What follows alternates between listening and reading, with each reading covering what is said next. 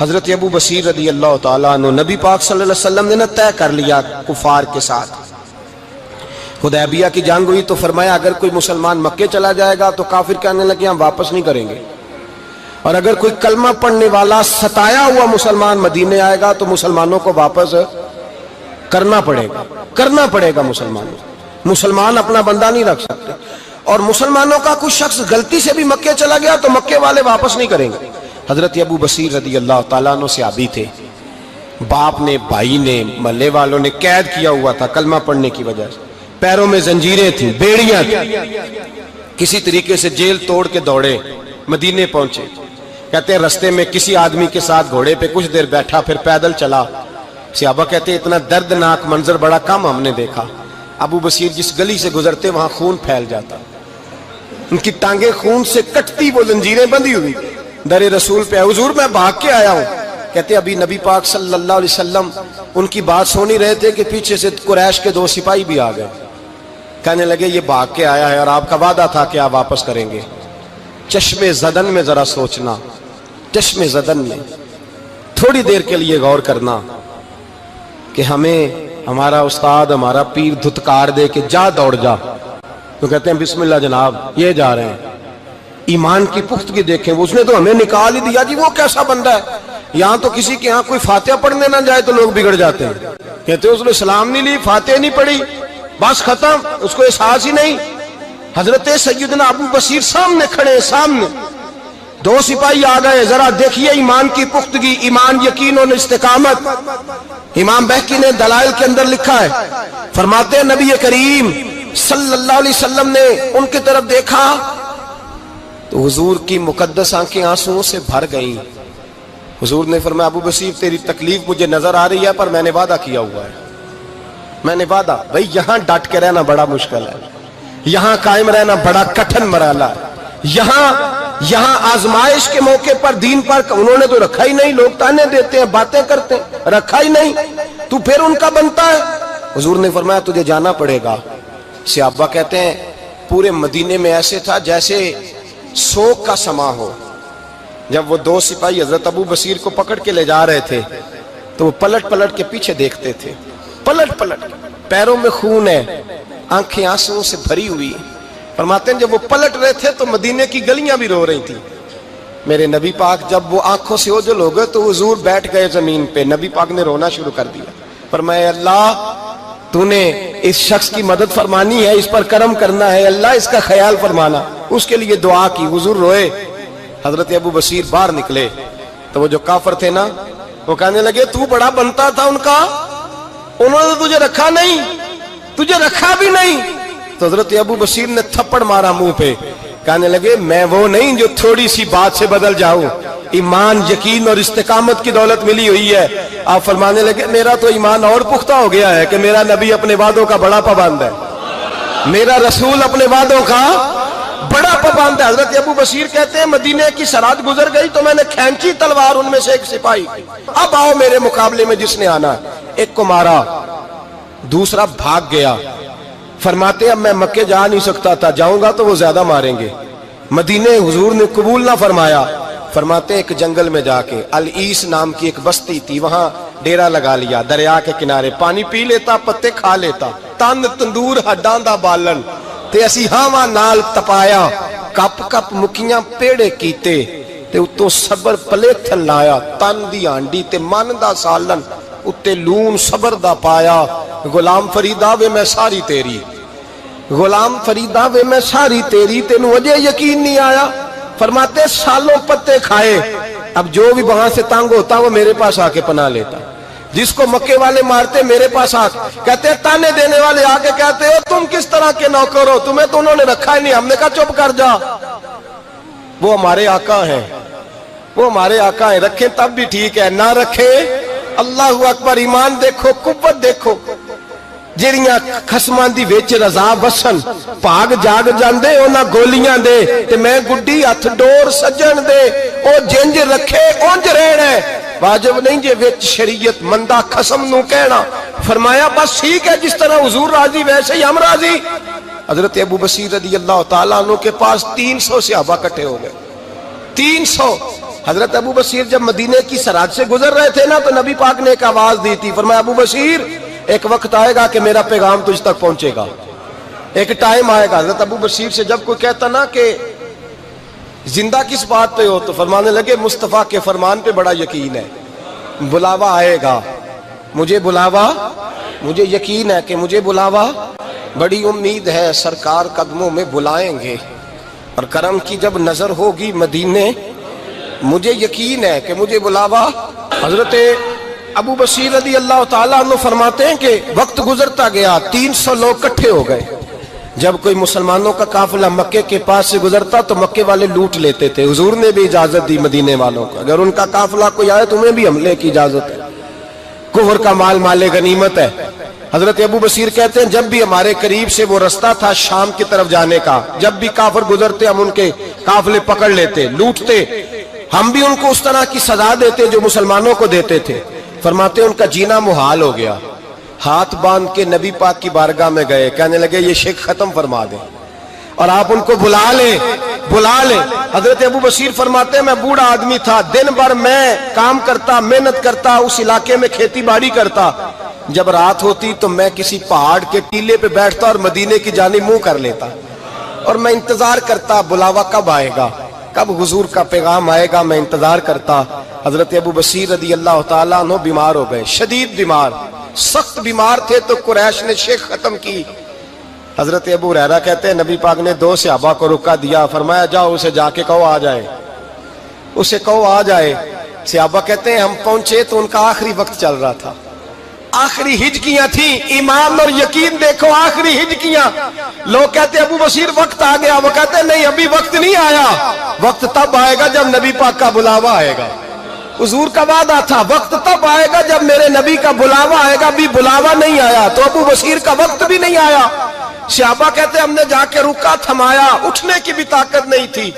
جب حضور کا رکا لیا نا تو دونوں یوں مٹھیاں بند کر لی، گویا جھوم جھوم کے نعرے لگانے لگے آؤ دیکھو میرے نبی کے وعدے کتنے سچے ہیں، آؤ دیکھو حضور کے وعدے، چومتے حضور کا نامہ، سر پہ رکھتے، سینے سے لگاتے، اور کہتے ہیں پھر بلند آواز سے کلمہ پڑھنے لگے، کہنے لگے حضور میں حاضر ہوا، یا رسول اللہ میں آیا، کہتے بلند آواز سے کلمہ پڑھا اور ان کی روح پرواز کر گئی۔ نبی رحمت صلی اللہ علیہ وسلم کے غلاموں کا یقین، اعتماد اتنے اعلیٰ درجے کا، کمزور مسلمان، دائیں بائیں دیکھتا مسلمان، کفر کے وعدوں پر اعتبار کرتا، یہودی عیسائی اور سکھ کے وعدوں پر اعتبار کرتا، دنیا دار ٹھگ اور چور کے وعدوں پر اعتبار کرتا، یہ رب کریم کے وعدے پر اعتبار نہیں کرتا، یہ اللہ رسول کے ساتھ اپنی توجہ کو مبذول نہیں کرتا۔ میرے رسول کریم سید عالم صلی اللہ علیہ وسلم کے غلاموں نے اعتماد کر کے، یقین کر کے ہمیں بتلایا ہے کہ جب تیرے پاس یقین کی دولت ہوتی ہے پھر تو دنیا کا طاقتور آدمی ہوتا ہے، جب تیرے پاس ایمان کی قوت ہوتی ہے تو دنیا کا سب سے مضبوط شخص ہوتا ہے۔ اپنے آپ کو مضبوط کریں، اپنے اندر ایمان کی توانائی پیدا کریں، یہ جھوٹے وعدوں پر، جھوٹی تسلیوں پہ اپنے آپ کو زندہ نہ رکھیں۔ ہر آدمی ماں باپ کے ذریعے پیدا ہوتا ہے، اگر پیدا کرنا چاہے تو جناب عیسیٰ کو بغیر باپ کے پیدا کر دیتا ہے، اگر پیدا کرنا چاہے تو حضرت آدم کو بغیر ماں اور باپ کے پیدا کر دیتا ہے۔ جب یقین رکھیں، یقین، قرآن مجید پڑھیے،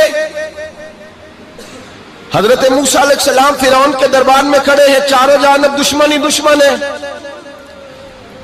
جادوگر آ گئے، انہوں نے سانپ چھوڑے، حضرت موسیٰ کے ہاتھ میں ڈنڈا تھا، حضرت موسیٰ کہتے ہیں یا اللہ کیا کروں، تو اللہ تعالیٰ نے فرمایا اپنا عصا پھینک دو۔ کہنا چاہیے تھا نا کہ یا اللہ ایک ہی تو شے ہے، اتنے سانپ ہے، بچانے کے لیے ڈنڈا ہے وہ پھینک دوں؟ ڈنڈا پھینکا جاتا ہے، سانپ کو دیکھ کر کے قابو کیا جاتا ہے۔ یہ میرا اور آپ کا ذوق ہے نا، لیکن انبیاء کرام کا انداز ملاحظہ کیجئے میرے عزیزو۔ اللہ فرماتے ہیں ڈنڈا، اے موسیٰ ڈال دے اپنا عصا، پہلے نہیں فرمایا کہ سانپ بن جائے گا، فرمایا بس تو ڈال دے۔ میں اور آپ ہوتے ہیں تو سانپ سامنے ہے، ڈنڈا ہاتھ میں ہے، ہم کہیں گے عجیب بات ہے، یہی تو دفاع کی چیز ہے، اسی کو ڈال دوں تو بچوں گا کیسے؟ کہا ڈال دو، تو حضرت موسیٰ نے ڈال دیا، کہا میرے رب کا حکم ہے تو میرے لیے بہتر ہی ہوگا۔ اللہ فرماتے ہیں جب موسیٰ نے ڈالا تو میں نے اس ڈنڈے کو، اس عصا کو اژدہا بنا دیا۔ اب کبھی عصا بھی اژدہا بنے، کبھی چھڑی بھی بہت بڑا اژدہا بنی ہے، لیکن قرآن کہتا ہے جناب موسیٰ نے ڈالا تو اللہ نے اژدہا بلکہ اس سے پیچھے چلیے، عورتیں کمزور یقین کی ہوتی ہیں نا. جناب موسیٰ پیدا ہوئے تو اللہ فرماتے ہیں میں نے موسیٰ کی ماں کے دل میں بات ڈالی، ماں کے دل میں صندوق میں ڈال کے تو اس کو دریا میں بہا دے. اور بھائی صندوق میں کہہ سکتے ہیں نا آکسیجن کیسے جائے گی، اور دریا میں بچے بچنے کے لیے ڈالے جاتے ہیں کہ ڈوبنے کے لیے ڈالے جاتے ہیں. ماں کے دل میں یقین کمزور نہیں تھا اماں کا. انبیاء کے ماں باپ موحد ہوتے ہیں، دین کو ماننے والے. ماں کے دل میں اللہ نے بات، اللہ قرآن میں کہتے میں نے وحی کی، میں نے القاء کیا، میں نے بات ڈالی.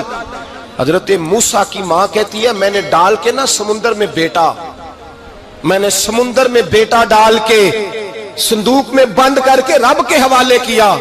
آپ فرماتے ہیں میرے مالک کا بھروسہ کیا تو پھر میرے مالک کا کام دیکھو، کمال دیکھو. میں نے دریا میں ڈالا، اللہ نے فرعون کے گھر میں میرے بیٹے کی پرورش کرا دی. یہ یقین کہ حضرت موسیٰ کے پاس قوم آئی، قرآن پڑھیے، کہا جناب پانی چاہیے.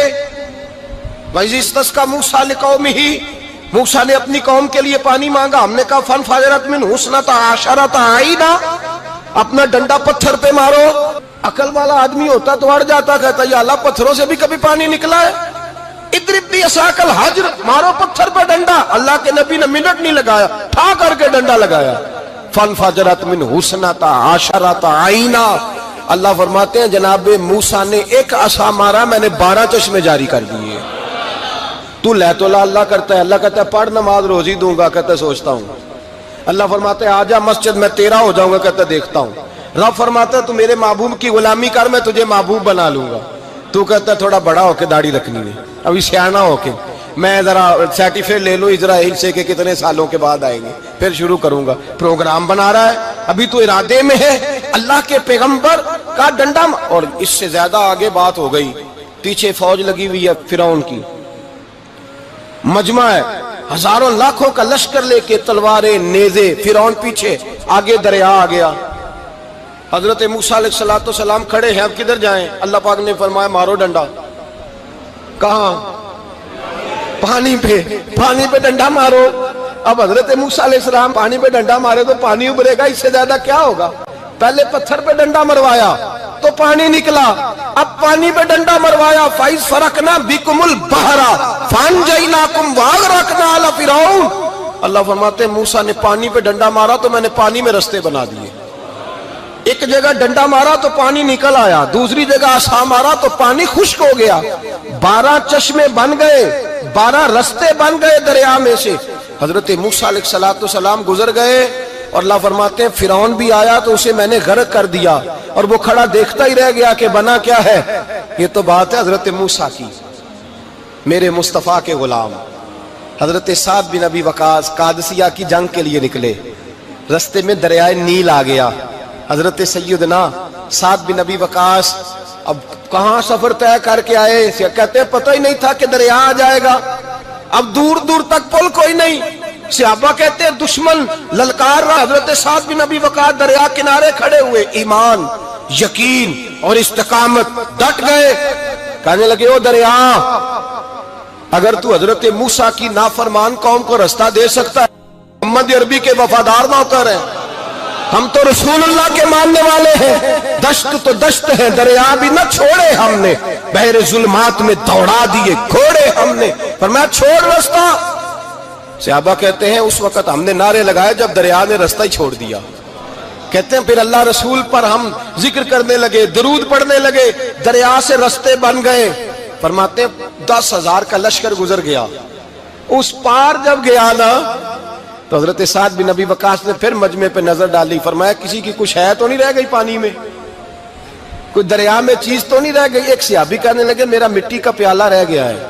یار ذرا دیکھیے انداز دیکھیے، مٹی کا پیالہ. اور یار چھوڑ پرا، مٹی کا پیالہ کیا ہوتا ہے؟ اب تو مٹی کے پیالے کی بات کرے گا، چھوڑ دے کیا کرتا ہے. اس نے کہا پیالہ میرا رہ گیا ہے. تو حضرت سعد بن ابی وقاص کہنے لگے کیوں ہمارا پیالہ رہ جائے، ہم رسول اللہ کے نوکر ہیں. ایمان، یقین اور استقامت کی دولت. پھر دریا کی طرف دیکھا، کہنے لگے چل یار ہمارا پیالہ بھی واپس کر دے. صحابہ کہتے ہیں دریا کی لہر آئی اور پیالہ بھی واپس کر گئی. اور میرے بھائی جب ایمان کی دولت، یقین کی دولت، اعتماد کی دولت. جو بابا کہتا ہے نا کہ معاذ اللہ تعالیٰ الو کا خون لے آؤ اور شیر کی کھلڑی لے آؤ، میں کالا پیلا نیلا جادو کروں گا. اس پر لوگ دوڑ کے جاتے ہیں, 50-60 ہزار روپیہ بھی دے آتے ہیں دوڑ کے. اور اگر کہا جائے کہ مسجد آؤ 4 رکعت نماز پڑھو, حاضری دو مسجد کی, تو کہتے ہیں معرفت والے ہیں. معرفت والے نمازیں نہیں پڑھتے, وہ کون سی معرفت ہے؟ یہاں اللہ کی بارگاہ میں جھکنے کا, چونکہ یہ لیٹ ہے نا, یہ پتہ نہیں جنت میں جا کے ملے گا, کب ملے گا, معاذ اللہ. لوگ دنیا داری کے معاملے میں پس جاتے ہیں. حکمران نے وعدہ کر دیا ہے سڑکیں پکی ہو جائیں گی, خوشحالی ہو جائے گی, موجیں لگ جائیں گی, لوگ لائنوں میں کھڑے ہیں ووٹ دینے کے لیے, اور تیرے رب نے کہا ہے تو مجھ سے ڈر جا, میں تیری دنیا بھی اچھی کر دوں گا, آخرت بھی اچھی کر دوں گا, تو ادھر آ میری بارگاہ میں جھک. لوگ اعتماد اور یقین کو اوہام پرستی کا شکار ہیں, ہم لوگ وہم کا شکار ہیں, ہم لوگ بدشگونی ایسے ہو جائے گا ویسے ہو جائے گا, ہم ان چیزوں کا شکار. بھائی اعتماد کی دولت پیدا کریں, یقین اپنے اندر پیدا کریں, ایمان پیدا کریں, ڈٹ جائیں رب رسول کا نام لے کر. حضرت عمر کا زمانہ تھا, مصر فتح ہو گیا, حضرت عمر بن عاص گورنر بنے.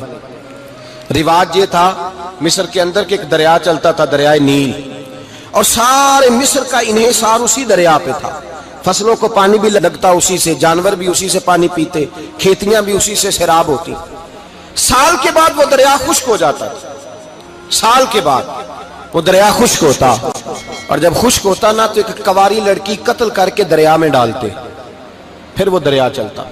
آج بھی بہت ساری جگہوں پہ اوہام پرستی ہے, کہتے ہمارے آستانے کا طریقہ ہے. میں نے کہا آستانے کا اس آستانے کا طریقہ ہوتا ہے جس آستانے کا تعلق در مصطفیٰ سے ہوتا ہے. باقی کسی آستانے کا اپنا کوئی ذاتی طریقہ نہیں. طریقہ وہ جو میرے نبی پاک کا طریقہ ہے, اس سے ہٹ کر کون سا طریقہ ہے؟ ہمارے آستانے کا طریقہ ہے, ہماری یہ رسم ہے, ہمارا یہ رواج ہے. اٹھا کے بھاگ جاؤ رسم و رواج. ہمارے رسم و رواج رسول اللہ کی سنت کے پابند ہے. سارے بولیے صلی اللہ ہو, پھر ایک دفعہ پڑھیے درود شریف صلی اللہ ہو, 3 دفعہ کر لیں تاکہ تعداد ہو جائیں. صلی اللہ علیہ. نبی پاک صلی اللہ علیہ وسلم کا طریقہ اصل طریقہ ہے. حضرت عمر فاروق کو جناب عمر بن عاص, اور کہتے ہیں کہ پکا طریقہ یہ تھا کہ جب تک لڑکی قتل کر کے ڈالتے نہیں تھے دریا چلتا نہیں تھا. حضرت عمر کو خط لکھا کہ حضور یہ معاملہ ہے, اور لوگ مجھے یہی کہتے ہیں. میں نے لوگوں کو سمجھایا ہے کہ اسلام ظلم کا حکم نہیں دیتا, ظلم کی اجازت نہیں دیتا, کیسے لڑکی قتل کی جائے. اب آپ بتائیں کیا کرنا ہے. حضرت عمر ایمان, یقین, استقامت, پہاڑ ہے یہ لوگ. حضرت عمر نے 2 خط لکھے, ایک حضرت عمر بن عاص کے نام, دوسرا دریائے نیل کے نام. 2 خط لکھے, ایک خط لکھا دریا کے نام, ایک خط لکھا عمر بن عاص گورنر کے نام. گورنر کے نام خط لکھا تو فرمایا جتنے یہودی ہیں, عیسائی ہیں, کمزور ایمان والے, سب کو دریائے نیل پہ لے جا, اور میرا یہ دوسرا خط دریا میں ڈال دے اور سب کے سامنے ڈالنا. کہتے ہیں یہ خط پڑھنا چاہے تو تجھے اجازت بھی ہے, سنیے اور سر دھنیے اور سوچئے کہ اصل کمزوری کہاں آئی ہے. رمضان کے سب سے پہلے جمعے میں سب سے اہم موضوع چھیڑا ہے, کمزوری اور نقص واقعہ کہاں ہوا ہے. حضرت سیدنا عمر بن خطاب رضی اللہ تعالیٰ عنہ نے دریا کو مخاطب کر کے لکھا, ہو دریا, اگر تو کہتا ہے نا کہ لڑکی قتل کر کے پھینکی جائے گی تو میں رسول اللہ کا ماننے والا ہوں, میں ظلم نہیں ہونے دوں گا. ہمیں تیرے پانی کی ضرورت ہی کوئی نہیں, تو بے شک پانی نہ دے. اور اگر تو اللہ کے حکم سے بہتا